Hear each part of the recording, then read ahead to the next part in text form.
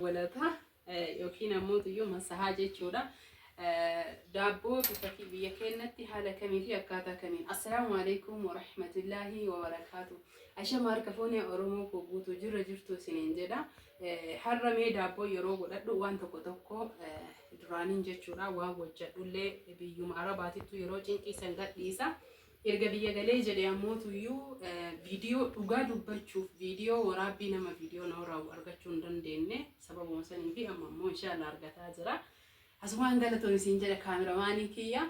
Kanaaf hordoftoota fi kabajamtoota kiyya mee daabboo biyya keenyaa akka duraanii sanirra yeroo jechuun anu haaluma duraaniin achitti hojjedha. Mooyyee tana akkuma isinitti mee jedhee viidiyoo tokko keessatti hojjedhee jira, viidiyoo oolmaa keessatti. Rikumaan bitee isiniin jedha indagatinaa bitadha. Asitti ammoo tuyyuu dimbilaalaa isiitti tumachuu barbaada. Hanga dhumaatitti viidiyoo keenya ilaala. Kunneen ammoo kan tumamee qophaa'edha. Absuudaa tumuu hin barbaanne. Bismillah.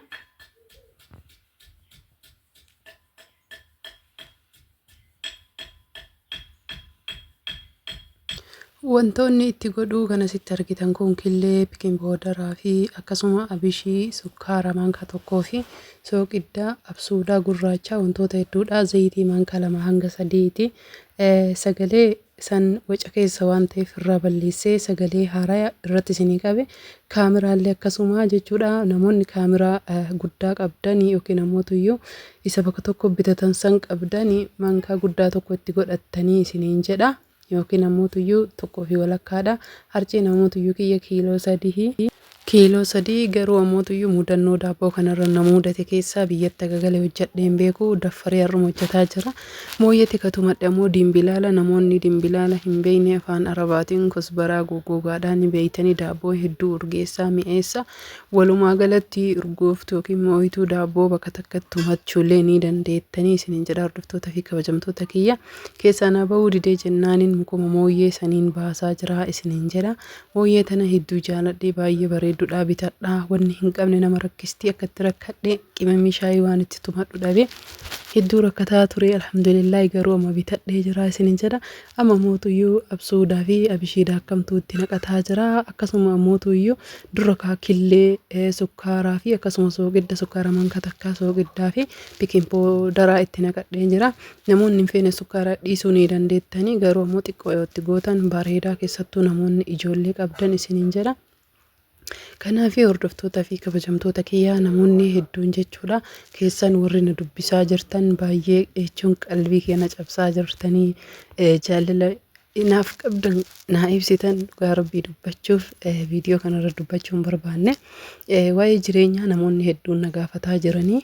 Akkasuma mootuyyuu warri keenna hin galinaa jireenyi waddadee yookiin qaala'e nuun jedhanii jettanii hundi keessanuyyuu jireenyi bakka kamittuyyuu kara kasaa jiru hin jiru. Addunyaan tun haaraya uumamaan jirtu gara akiraatitti waan deemaa jirtu yookiin xumuraatitti zabal akirii waan ta'eef qaala'aatumaan jijjiiramaa wanni marti deema. Dhugaa dubbachuuf saafaa hin qabaa garuu ammoo tuyyuu asitti viidiyoo fakkanaa tolutti michiqaa jira garuu natti xiqqaate. Haaluma kanaan keessatti suuta fudhadhee jechuudha. Waliin gahadhee tolchee michiqee booda sanii baaldii xiqqoo san keessa kaa'uu barbaada isiniin jedha. Kanaaf haalli jireenyaa ulfaatullee obsaa fi akkasuma mootuyyuu jireenya baruun ni danda'ama. Obsa qabaachuun barbaachisaadha. Addunyaan tun chaalenjii hedduu qabdi. Yoo jireenyu sii tolee jedhee wanna siin tolle hedduu dhabda. Kana hundaa ka caalu namni fayyaa qabu waan dhabee takka illee hin qabu isiniin jedha. Fayyaa waan hunda caalti. Kanaaf warroonni viidiyoo babbareedaa gannuu dhiisaa harta jettanis asumaan naa galatooma. Ammoo viidiyoo kiyya yeroo gadhiisu naa laallamaan jiru akka naa laallamu isinis fayyadee akka ofillee fayyadamu mallattoo laayikii cuqaasaa. Mallattoo laayikii yoo namni tokkichi tuqee jedhe namoota biraa akka ga'u godha. Kanaaf namni laaltan hundi keessan osoo laayikii hin godhin hin bayinaa adaraa keessan isiniin jedha. Warri haaraa taatan namootuyyuu sabiskiraayib godhuudhaan akkasuma koomantii yaada babbareedaa akkuma keessan naa barreessa.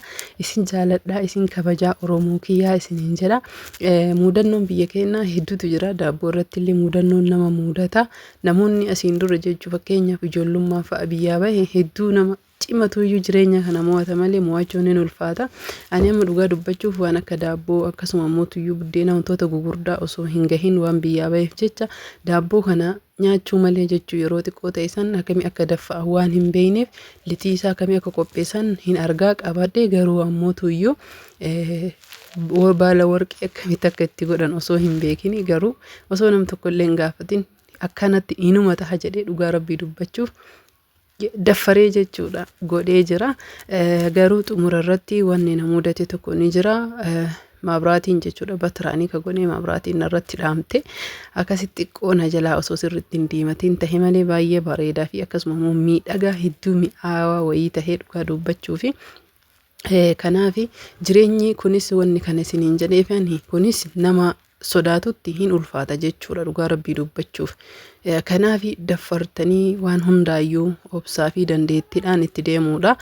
Kunoo amma miciqee erga geessi jedhee zayitii xiqqoo baalli dura dhiqaa qopheeffadhee keessa xaragee itti baafataa jira isiniin jala.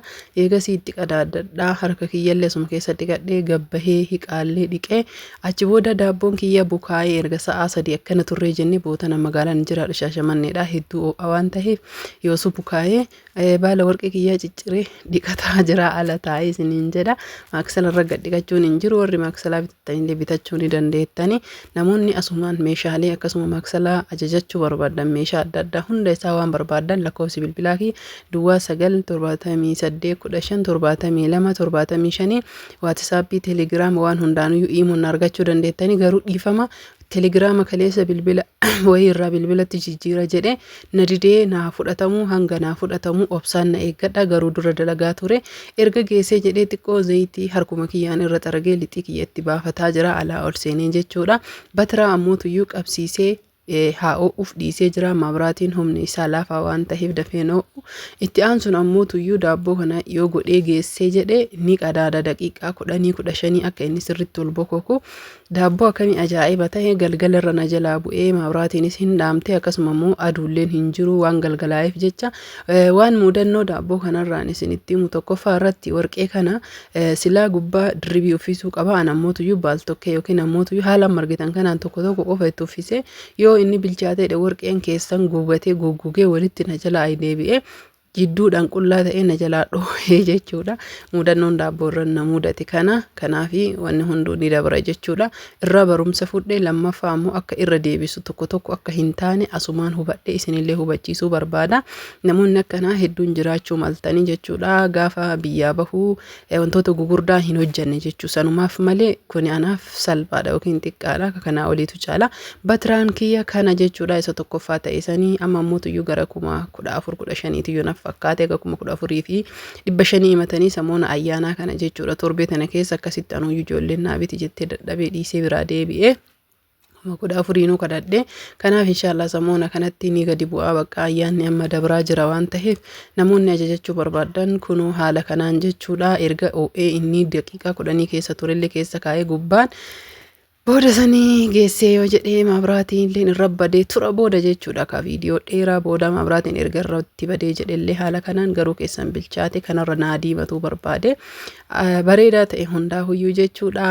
Muree isin agarsiisaa jira. Haa nyaannu hundi keessanuyyuu daabboo haga daabboo ibiddaa haala mijeeffadhee isinii hojjedhuuf ammaaf kanumaan bohaartii gaarii namoonni viidiyoo kana ilaaltan hundi keessan laayikii godhaa. Odoo haala natti mijatiin irra viidiyoo kana dhugaa rabbi dubbachuuf sagalee irra qabee isinii gadhiise. Viidiyoo yoo danda'e viidiyoo paartii bareedaa ittiin bohaartan gad isiniif dhiisa. Horaa bulaa.